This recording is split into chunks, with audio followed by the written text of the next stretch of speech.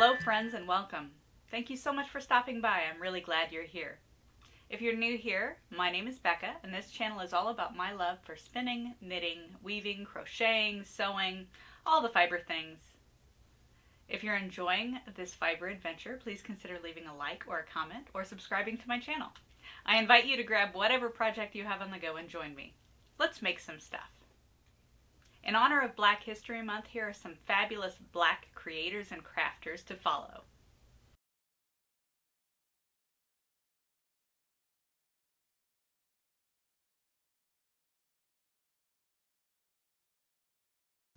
Leave a comment for other Black crafters and creators, and if you're in the market for new yarn, who isn't, why not check out the Neighborhood Fiber Company? As always, links are in the description box below. Today I have a project that I'd like to share with you that was my winter project in 2020. This is the Seer Cloak by Ninja Chickens on Ravelry, and they've since rebranded themselves as Daughters of the Red Sunset, so you might be able to find it there, but again, I'll put the links in the description so you can find the pattern. This was a knit-along, a Winter Solstice Knit-a-long that was led by Katie Green of the Green Bean podcast, and this cloak is just absolutely stunning. So it is a knitted cloak, and don't worry, I'll show you up close with all the details because there are a lot of details with this cloak. So this is a knitted cloak. I used a yarn called Wool of the Andes from Knit Picks, which is 100% wool, but any worsted weight wool will do, and there's some just fabulous ones that you can find from indie dyers or other vendors. But I used Knit Picks Wool of the Andes, and the color that I used is this beautiful forest green heather called Noble Heather. And it is, the body of this cloak is knit in stockinette with some clever increases to make the cloak shape. And then it has these amazing details. So on the front panel on either side, there's this textured seed stitch, which sets off these cable panels, which are fairly simple cables, but they're just this beautiful subtle touch. The cloak is knit in the round and then steeked up the front, and then at the bottom edge there's color work, and this is 4 additional colors from your main color in this really cute geometric flower pattern. And then a technique that I'd never done before, above and below the color work, is something called a Latvian braid, which is knitted even though it looks like it's stitched on afterwards. This is actually knitted as you go, and a really cool technique for adding just another little pop of color, setting things off. This is often accomplished with I-cord in knitting, and I-cord is where you take a small number of stitches and you knit round and round and make a tube of knitting. And I find I-cord knitting really tedious and fiddly, and I just hate it. So I try to avoid it at all costs. So this Latvian braid technique is just, love it. I love it. I love it. And I'll have to incorporate that in some of the other things that I do. But anyway, this is knitted in the round, steeked up the front. So that means you cut along your knitting that took me months to make this giant garment. A little intimidating, but you can do it. Just take your time. And then I actually did another new technique to me, which was tablet weaving. I wove this silk tablet woven band that I then stitched down to cover up the raw edges, and I left the ends of the tablet band loose at the bottom of the cloak because I think it just adds a little extra touch of pizzazz and fits with the vibe of the cloak. So tons of wonderful, wonderful features with this cloak. It has a hood, which the hood has also the cable pattern around the opening, so matches that along the way. And this pattern has several variations within it, but then so many people have made this. If you go on Ravelry and start looking for photos of this that people have made, the creativity is just amazing. People do different lengths, they add sleeves, they turn it into a poncho instead of a cloak, all different colors, and sometimes even different yarn weights make things very, very different. So people are really able to make this pattern their own. And the pattern is complicated, but written in a very clear way. I think that she did a really fantastic job actually writing the pattern. It was easy to follow. She had good instructions and lots of good diagrams and pictures to help you along the way. So this is the Seer Cloak, again by Ninja Chickens, and the link's in the description. One thing, it doesn't have any closures in the pattern. So some people have put buttons and some people have put clasps. I use this pennanular brooch that I have purchased from Raymond's Quiet Press. This is actually a historic reproduction of an actual find, a Celtic find. So this is the Celtic knot brooch, pennanular brooch from Raymond's Quiet Press. Really beautiful work that they do in terms of historical reproduction jewelry and findings and other things that reenactors can use, but really great stuff. Very well made and just beautiful, and I think it works really well with this cloak. So this is my Seer Cloak. Again, I'll show you all the details up close so you can enjoy those, and then we'll take you out into my woods and show you the cloak in its natural state.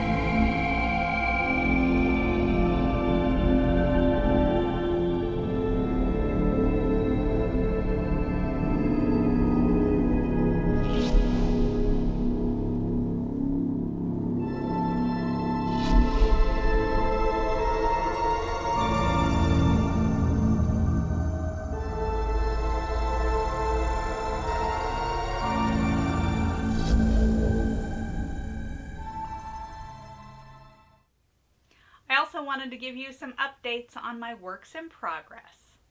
And I mentioned before that I'm not a multiple work in progress type of person usually, so I feel as though I haven't made a ton of progress, even though I have, because I don't have any finished objects to share with you today.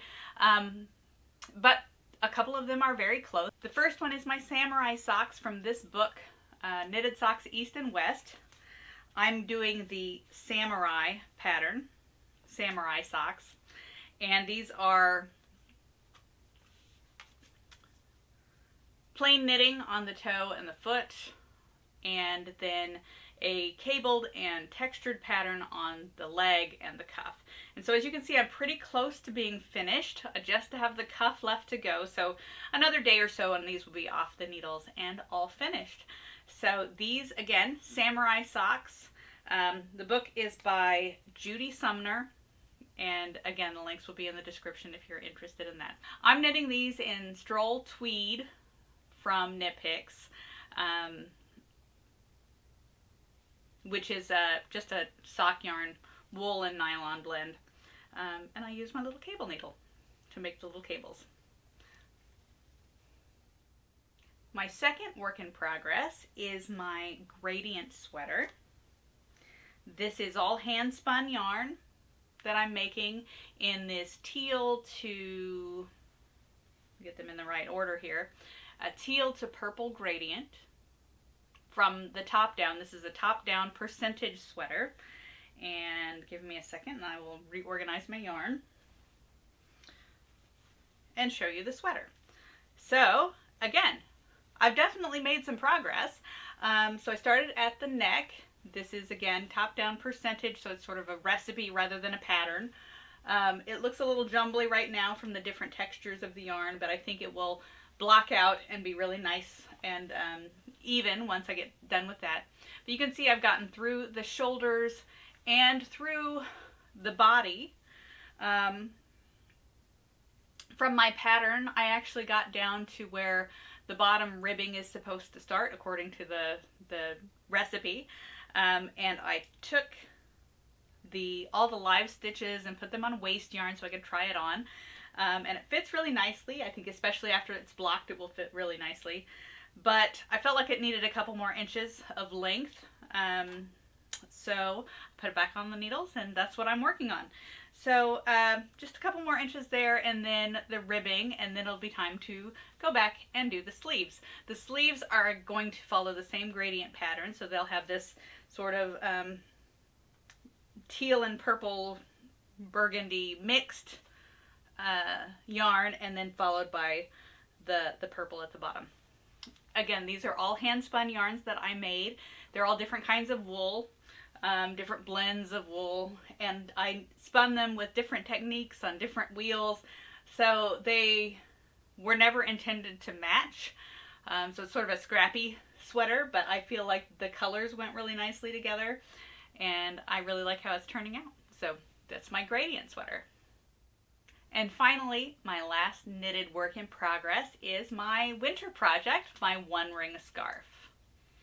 This is a double knitting scarf that I'm knitting in this single ply silk and wool blend from the Farmer's Daughter.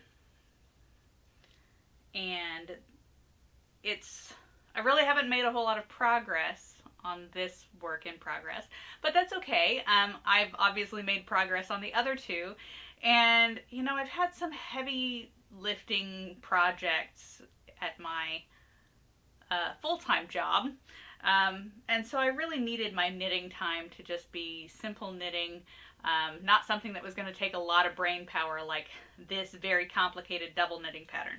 So it will continue to be worked on. I have it all rolled up here because the yarn is a little bit fragile, and I want to make sure that by the time I'm finished with it, I haven't had so much friction wear on the first end that it doesn't even look like the same scarf. If you haven't seen any of my previous videos, I haven't really talked about these stitch markers. I made these stitch markers. They are a little dragon claw holding a ball, so I think they're fun for this fantasy project of the one ring scarf. So in the spirit of simple knitting to give me peace and relaxation, let's go do some of that now.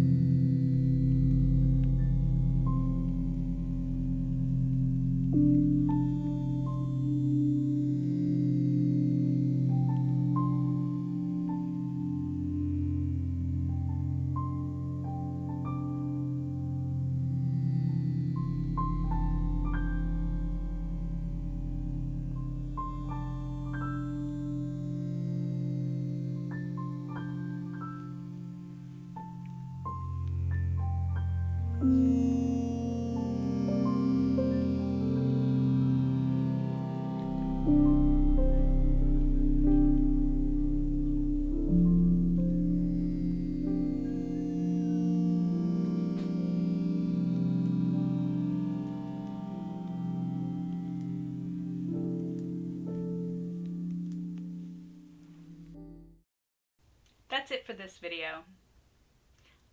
Thank you so much for spending some of your creative time with me. I hope to see you in the next one. Bye!